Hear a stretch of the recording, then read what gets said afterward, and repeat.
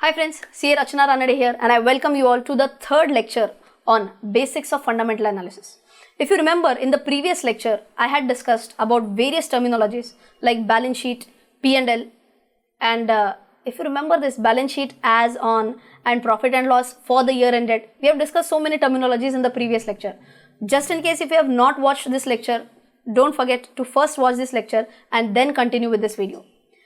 The previous lecture mainly dealt with understanding basics of balance sheet and which is useful for something known as company analysis. Company analysis is a subtype of fundamental analysis. There are mainly three things that we have to understand when we do a fundamental analysis. Number one, we talk about economy analysis. Number two, we talk about industry analysis. And number three, we talked about company analysis, or we talk about company analysis. When we discussed in the previous lecture about balance sheet, P&L, these analyses are required when we do the third type, that is company analysis. Now there could be various analysts who could first analyze the economy, then they could analyze the industry, then they could analyze the company. This kind of analysis approach is known as a top to down approach or a top to bottom approach, and if we do it in the reverse direction, it will be known as a bottom to top approach. Okay. Both the methods of analyzing any company would be good. There is no specific way which is a correct way or which is an incorrect way. You can choose whichever you are comfortable with. Okay. But to understand your comfort, you need to know what are these types. So that's what we are going to discuss. Number one, we talk about economy analysis.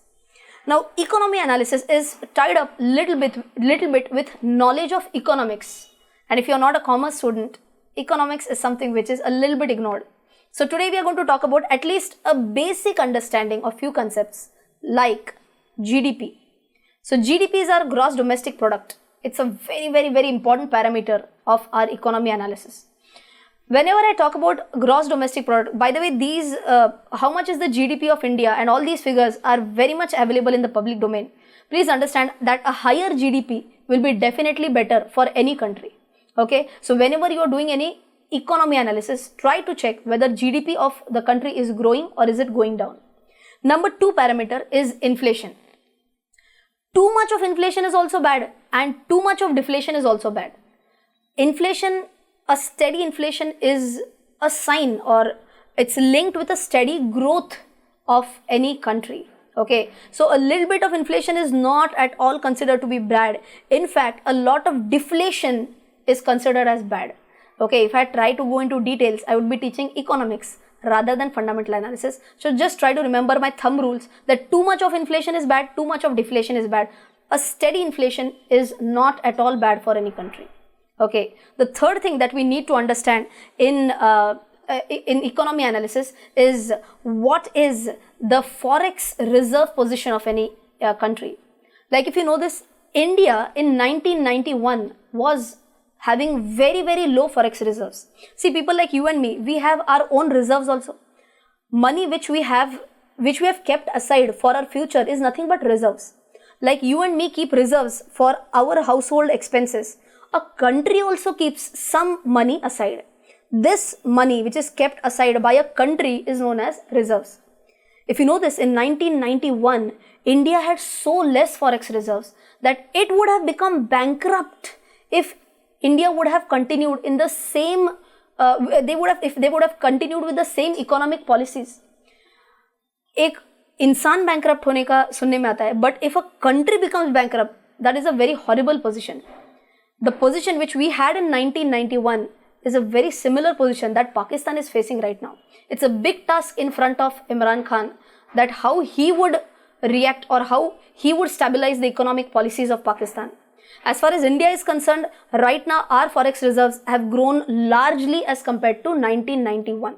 Healthier the forex reserves, higher the forex reserves, it is definitely good for any economy. Forex reserves are built slowly and steadily if the balance of payment of any country is good. In simple words, let us understand what is balance of payment.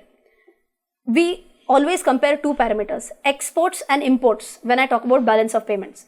If exports are greater than imports, we call it as a surplus BOP. But if exports are less than imports, so basically imports are higher and exports are lower, we call that as a deficit BOP. Okay, whenever we have a surplus BOP, in normal terms, we call it as a good position.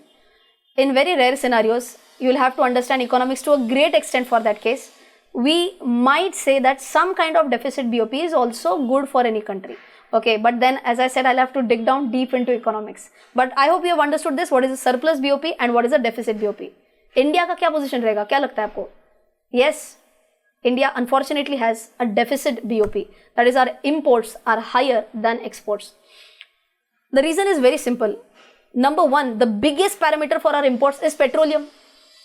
So that is why, if you know this, that our government is trying to substitute electrical vehicles with the existing vehicles which are run on petrol.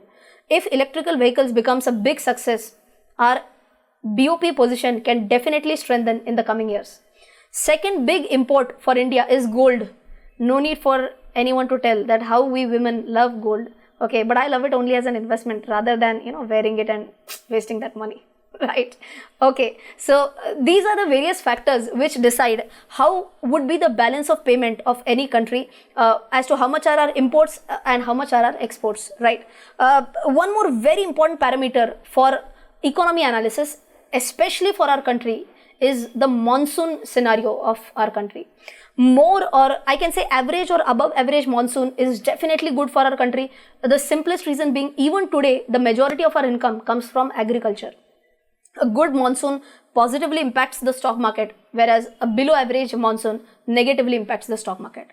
All these points that I covered right now were examples of economy analysis. Followed by economy analysis, we have industry analysis. There are various types of industries. Like, just to give a simple example, there could be a cyclical industry. Okay, there could be a growth industry. So we have to understand that which are the different types of industries and how to do the industry analysis of each and every type in itself is a topic. But today, my main target is to explain how economy analysis and industry analysis can also be linked. Like, I had done one video on election, that was before the election results were out. Okay, just try to watch that video as well whenever time permits. In that, I had talked about something known as the election manifesto of any party. So if BJP has a specific target that impacts the industry, that impacts our study about industry analysis. I'll give you a very simple example. Our Pradhan Mantri ji, he has this vision that electricity should reach in every household. Now for that, if he has a great vision about electricity reaching every household, you must try to analyze the electricity industry as a whole. What people do is that, acha, electricity is the basic focus. Okay, then which are the electricity companies? We have Rural Electrification Corporation, we have Power Grid. Then just because we have Power Finance, the power word is coming, now people will start buying that. But we have to understand that electricity is just one word. There are three types in electricity also. One I can say is electricity generation. One I can say is electricity distribution. And one is electricity transmission. अच्छा ऐसे भी होता है, हाँ जी ऐसे भी होता है. What is electricity generation? Power generation. The word itself says. Okay, so we have to understand whether the government policy is focusing more on electricity generation or not. Okay, there are many companies which are only into electricity generation. Then the second point comes up is electricity transmission. See, transmission is basically from the source where electricity is generated to the substation.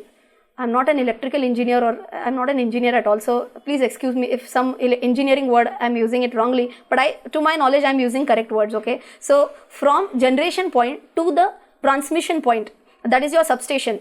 This is where the electricity transmissions come into picture. Okay, electricity transmitting companies come into picture. And the third one is electricity distribution. That will be from what to what? From the substation till households. Okay, now please understand, if there is a sufficient amount of electricity generation in India right now, and government is focusing only on distribution right now, and what are you doing? You are analyzing a company which is into electricity generation. That is not going to help a lot. So please understand, whenever you are doing an industry analysis, please be very clear on the industry subtype as well. Electricity or power and fuel could be the industry type, but be sure that you are very clear about the industry subtype as well. In our example, it was electricity generation, electricity distribution, and electricity generation, electricity transmission, and electricity distribution. That was about industry analysis. And the last and the most important is company analysis, wherein you do a balance sheet analysis, P&L analysis, cash flow statement analysis, and company analysis is what we are going to discuss in the next video.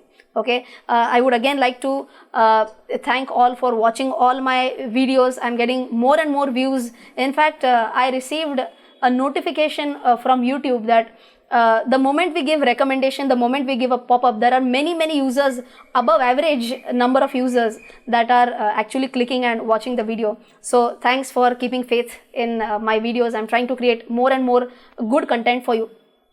In fact, something on a personal note, nowhere related to fundamental analysis, but today only I happened to watch the movie Super 30, in which Anand Kumarji is shown to be a very fantastic teacher. By the way, he is this movie is based on a true story, and he is the one who has made amazing I mean, he is an amazingly successful teacher. He is still continuing with his great job of educating poor students who need to get good level of knowledge, and that too free of cost he is doing. Why am I telling this in my video? Because I happened to watch movie reviews of this, and many of the movie reviews had given a bad review on this movie, or a below average review on this movie. But I feel that if you are in the education sector, either at the transmitting end or even at the receiving end, I feel you should watch this movie. आपने ये movie देखी या नहीं देखी, मुझे इसमें commission नहीं मिलने वाला है. Okay, but this is just a genuine feedback from my side that I really loved this movie, and somewhere I thought that I am also, like, 1% or maybe 0.1% I can say, I am also doing this, that I am trying to give knowledge free of cost through YouTube, and I feel good that I am giving some contribution to the financial literacy of our country. So guys, keep watching my videos, and thanks a lot once again. Bye bye. Jai Hind.